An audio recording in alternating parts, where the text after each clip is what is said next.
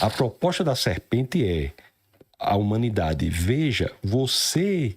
Não basta você ser feito à imagem e semelhança de Deus, você pode ser como Deus. Ô, pastor, quer fazer a pergunta? Só porque como eu tô com tempo limitado, aí você deixa vocês conversando tranquilo. Eu vou pedir a licença de sair um pouco da ciência versus fé, porque eu tenho algumas dúvidas, né? Eu tenho estudado bastante a Bíblia, e eu falo para as pessoas, já fazendo um disclaimer antes, da importância de se estudar a Bíblia, independente do que você acredita. Porque a Bíblia ela é complexa, ela é histórica, você vai entender não só a história, uma história, aliás, milenar, como você vai se desenvolver. E eu garanto que se você estudar, lógico que você deve estudar outras coisas, matemática, física, tal, etc, química é ótimo. Mas se você estudar a fundo só a Bíblia, eu te garanto que você vai ser mais inteligente que a média. Tá? Porque é um estudo complexo, é um estudo que você vai ter que ir atrás de outras coisas e me ajuda muito. E só que eu tenho algumas dúvidas, se o senhor, aproveitando do conhecimento do senhor, que é infinitamente maior que o meu. Tem uma parte da Bíblia, tem várias partes da Bíblia que eu fico pensando, né? Tem uma que eu peguei, Ezequiel 18:20, 18:20, que ela fala assim: o filho não levará a iniquidade do pai, nem o pai levará a iniquidade do filho. A justiça do justo ficará sobre ele, e a impiedade do ímpio cairá sobre ele. Então, se a gente não leva os pecados do pai, se o meu pai pecou e eu não levo os pecados do pai, por que a humanidade levou os pecados de Adão e Eva? Por que Jesus teve que vir para lavar esse pecado? Porque eu não cometi esse pecado. Nem tava lá. Primeiro que eu nem ia acreditar numa serpente, que eu não sou otário. De uma serpente me falar alguma coisa e eu ia acreditar nela. Então eu cometi esse pecado. Por que eu levei esse pecado? Nós temos que entender que todas as nossas decisões têm impactos que afetam a posteridade. Não é uma questão de transmissão de pecado. É uma questão de entender que tudo que nós fazemos impacta a posteridade. No caso de Adão, e o grande problema foi com Adão, porque para Adão foi dada a ordem: cultive e guarde o jardim. E essa ordem foi dada, e a orientação não coma do fruto proibido do conhecimento do bem e do mal foi dada a Adão. Mas Eva sabia disso também. Eva não havia nem sido criada. Não, mas depois Adão... Espera-se que Adão tenha comunicado. Comunicou, mas... Porque, pastor, a gente tem que falar que a culpa é da Eva. Uhum. Porque Eva, primeiro, ela que comeu a maçã. Aí ela ofereceu para Adão. Você concorda que qualquer homem no mundo aceitaria qualquer coisa oferecida por uma mulher pelada? Não tem como culpar esse homem. Esse homem ele é uma vítima. Esse homem é uma vítima. Ele não foi culpado. Não, tô brincando. E se fosse na China, né? Não teria acontecido. Teriam comido a cobra e já era. Pô, chegou uma mulher pelada e me oferece uma abóbora, eu aceito. Quanto mais uma maçã. Quanto mais uma maçã. O Adão é uma vítima. Mas não deve fazê-lo, né? Uma mulher pelada lhe oferecer algo que o levará à destruição, você tem que negar. Aliás, a orientação bíblica, sabe qual é? Você correr. A Bíblia manda você pecado, né? Não, correr da mulher pelada, né? Mulher pelada? Depois do feminismo tem que correr até dela vestida. Quanto mais pelada. Não, o que eu quero dizer é o seguinte, né? Que isso é uma questão interessante também. Depois nós voltaremos à questão que você trouxe. Mas o homem, quando uma mulher...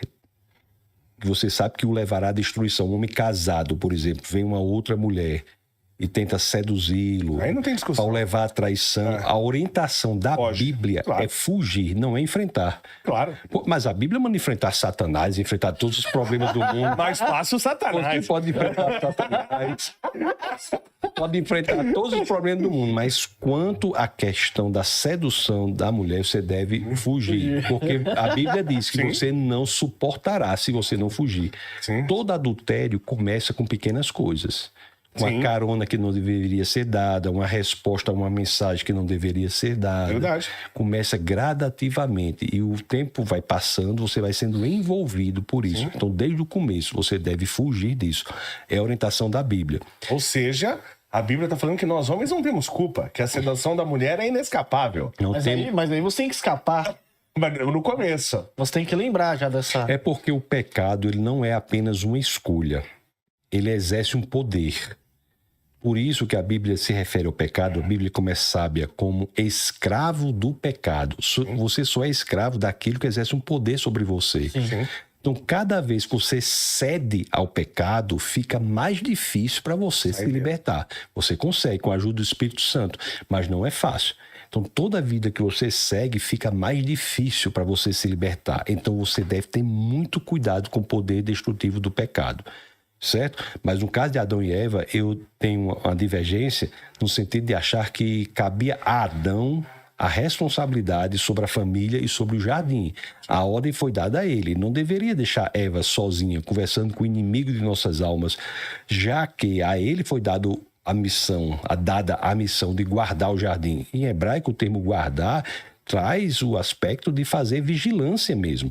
Você tem que vigiar o jardim. Eva não havia nem sequer sido criada.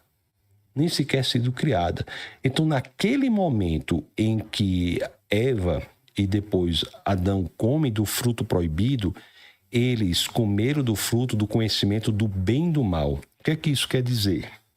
Em Gênesis 1:27, as Escrituras dizem que o homem foi feito à imagem e semelhança de Deus. Imagem e semelhança de Deus. Então, nós não somos qualquer coisa. Nós somos feitos à imagem e semelhança de Deus, mas nós não somos Deus.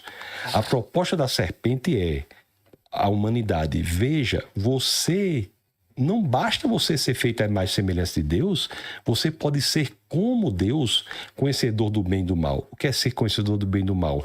É trazer para si a fonte da moralidade. Então, a partir daí, a humanidade trouxe para si a fonte da moralidade. O que é a fonte da moralidade? Se você deseja, se você quer, se você acha bom, vá adiante e faça. Como pode ser errado algo que você deseja tanto? Como se os nossos desejos, quereres e vontades fossem suficientes para trazer para nós a característica de ser fonte da moralidade. É claro que quando a humanidade traz para si isso, toda a humanidade é atingida. As consequências são atingidas. Agora, assim como o pecado entra no mundo e a humanidade traz para si o elemento da fonte da moralidade, também Deus age e dá a possibilidade a todos aqueles que queiram que encontrem o paraíso e a vida eterna ao lado do Pai, entregando-se a Jesus Cristo. Jesus é o Deus que se torna homem para receber sobre si a maldição que cabia à humanidade. E aqui vai outra passagem da Bíblia que é extremamente relevante. O senhor falou da serpente, porque quando isso acontece, está em Gênesis capítulo 3, Deus olha para a serpente e amaldiçoa a serpente. Certo? Logo depois, Adão está lá, vendo isso. Adão deve ter olhado e ficado... E agora? Aí Deus olha para Adão. A maldição cai e Deus faz a maldição desviar e cair sobre a terra. Olha que interessante. Alguns acham que Deus fez a maldição cair sobre a terra porque o homem foi feito da terra. Mas os que dizem isso não se lembram que não é característica única do homem ter sido feito da terra. Porque os animais também foram feitos da terra. Está lá em Gênesis 2, capítulo 18, 19. Os animais foram feitos da terra. Mas por que Deus desvia a maldição? Porque mais à frente Deus vem em Jesus Cristo para receber sobre si, enquanto homem, a maldição que cabia à humanidade. É por isso que a Bíblia fala mais na frente que Jesus se fez maldito em nosso lugar. Mas isso então é uma maldição, porque o pessoal fala do pecado original, que a gente tinha o pecado original. Então, na verdade, era uma maldição sobre o planeta, e não um pecado... Não, nós somos afastados da presença de Deus. O primeiro casal foi afastado da presença de Deus porque quis trazer para si a fonte da moralidade. E toda a descendência dele nasceu nessa situação. Assim como nós fazemos isso hoje. Mas não nascemos pecadores, então? Não, nascemos pecadores porque somos decorrentes dessas escolhas dos antepassados. Assim como, professor Léo, as suas decisões na vida, as minhas decisões na minha vida atingem de maneira veemente as respectivas famílias. Se o senhor decidir, por exemplo, seguir uma carreira tal, sua família será afetada. Claro. Se o senhor decidir se mudar para uma determinada cidade, um determinado país, a sua família é afetada. E a posteridade também. a liberdade traz responsabilidade. É interessante que o comunismo hoje propõe um novo tipo de liberdade, a liberdade sem responsabilidade. Nunca se pensou nisso, a liberdade sem nenhuma responsabilidade. Se você é livre, engravidou, mata o bebê intrauterino. Isso é uma nova proposta de liberdade, quando a liberdade traz a responsabilidade. Eu devo lhe dizer uma coisa que é importante, porque eu vi uma pessoa mandou para mim. Eu estou aberto a responder qualquer coisa, sem problema. Teve uma determinada situação que uma pessoa, em um bate-papo desse, tentou de maneira muito odiosa, muito radical, fazer questões sobre a Bíblia no sentido de atacando a Bíblia, que não é o nosso caso aqui nem de perto. Então, nesses casos, eu digo... Porque alguém vai dizer, o tema é ciência e fé e eu estou disposto a conversar com vocês o que vocês quiserem. Porque aqui é muito respeitoso o ambiente. Mas para o cristão, quando há uma conversa em que a pessoa ataca as escrituras, que diz assim, eu vou rasgar as escrituras, joga isso no lixo, que fala... O cristão não deve conversar com essa pessoa. Isso é uma determinação do livro de Tito, no capítulo 3, nos versos 9 e 10. O verso 10 do capítulo 3 de Tito diz claramente que você não deve debater com aquele homem faccioso. E faccioso, em grego, quer dizer herético, herege.